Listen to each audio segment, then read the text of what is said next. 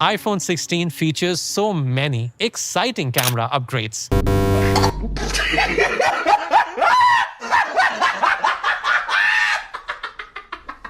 Welcome to Spec World. We are back after a few months of break. Today, we've got an exclusive first look at the new Galaxy S25 Ultra, as well as the benchmarks and more confirmed specs. So make sure you like this video and watch till the end, and we'll get right into it. Before everything, let's get into the battery capacity. We'll get the bad news out of the way. It may be disappointing for some of you to hear, but the battery capacity on the Galaxy S25 series is going to remain exactly the same as their predecessors. There does seem to be a good reason for this. While the S25 Ultra is getting slightly taller and wider, it's also going to be a little bit thinner. So, that's most likely why we're not going to see an increase in the battery capacity. The Samsung S25 Ultra lenses are only going to protrude 2.4 mm from the rear housing, which is nearly half the amount of the new iPhone. On top of that, there is also news that they will be sticking with the 200 megapixel main sensor, but they'll be upgrading the ultra-wide camera to a 50 megapixel sensor.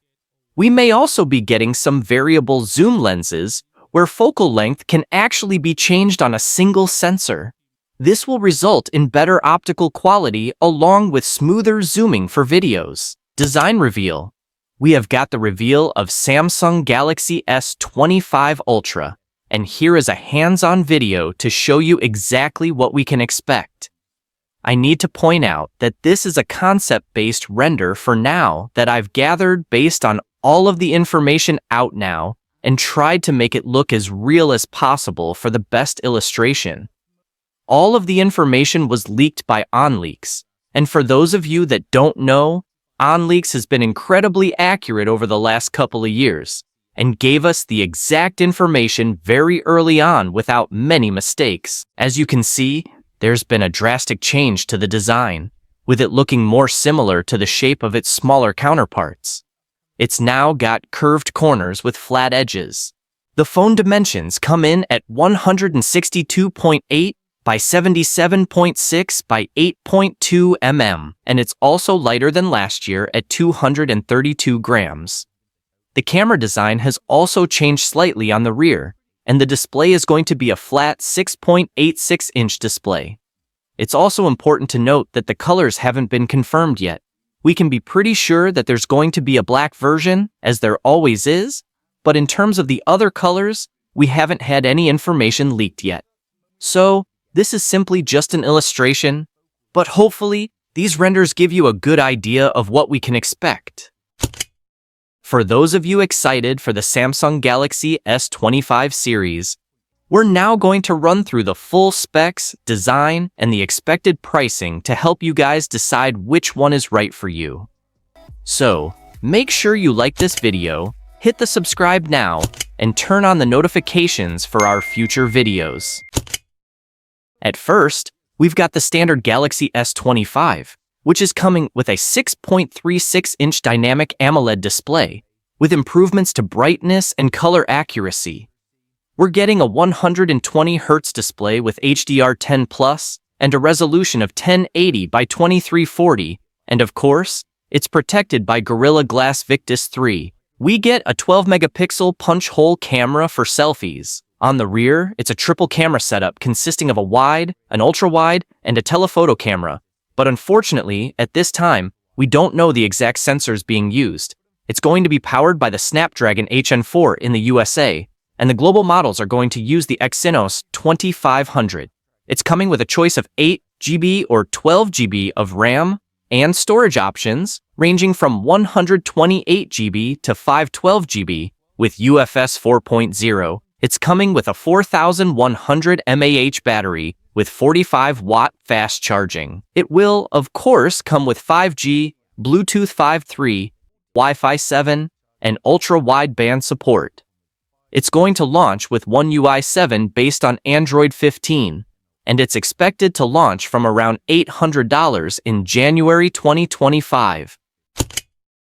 Second, we have got the Samsung Galaxy S25 Plus, which is coming with a 6.7-inch dynamic AMOLED display, and again, we get improvements to brightness and color accuracy. We get a 120Hz display with HDR10+, and a resolution of 1440 by 3120, again protected by Gorilla Glass Victus 3. We get a 12-megapixel punch-hole camera for selfies. On the rear, it's a triple camera setup consisting of a wide, an ultra-wide, and a telephoto camera. At this moment, we don't know the exact sensors being used.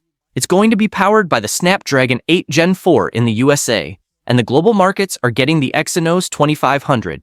It's coming with 12 GB of RAM and a choice of 256 GB or 512 GB of storage, UFS 4.0. It's coming with a 4900 mAh battery with 45-watt fast charging. It will, of course, come with 5G, Bluetooth 5.3, and Wi-Fi 7, and ultra-wideband support. It's going to launch with One UI 7 based on Android 15 and is expected to launch from around $1,100 in January 2025. Finally, we've got the most premium model, the Samsung Galaxy S25 Ultra. The S25 Ultra is coming with a 6.9-inch dynamic AMOLED display with improvements to brightness and color accuracy. We get a 120Hz display with HDR10+, and a resolution of 1440 by 3120, and it's going to be protected by Gorilla Glass Armor 2. We're likely going to get a 12-megapixel camera for selfies, but there are a few rumors that it could be the first S-series phone with an under-panel camera. On the rear, we get a quad camera setup consisting of a wide, ultra-wide, telephoto, and periscope camera, but again, at this moment, we don't know the exact sensors being used. It's going to be powered by the Snapdragon 8 Gen 4 in all regions.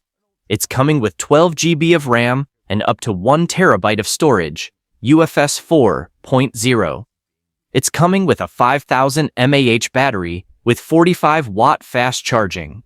It will, of course, come with 5G, Bluetooth 5.3, Wi-Fi 7, and ultra-wideband support.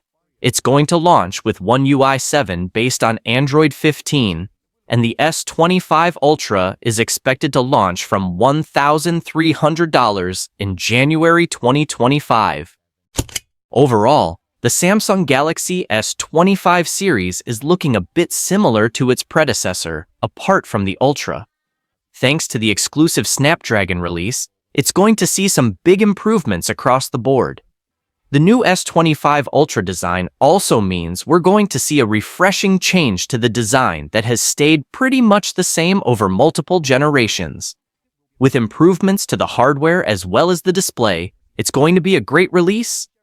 A lot of focus is still going into AI, with the partnership between Samsung and Google.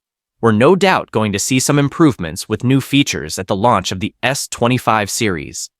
I'm excited to see what a more curved S25 Ultra is going to look like in the flesh.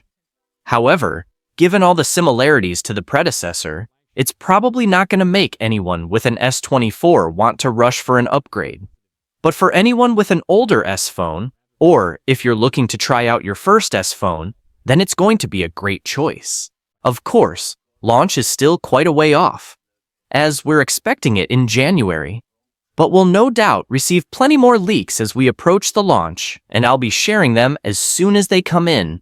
So, make sure you have liked this video, subscribe the Spec World channel, and turn on the notification bell so you don't miss our future videos. Take care, my friend, and see you in the next video.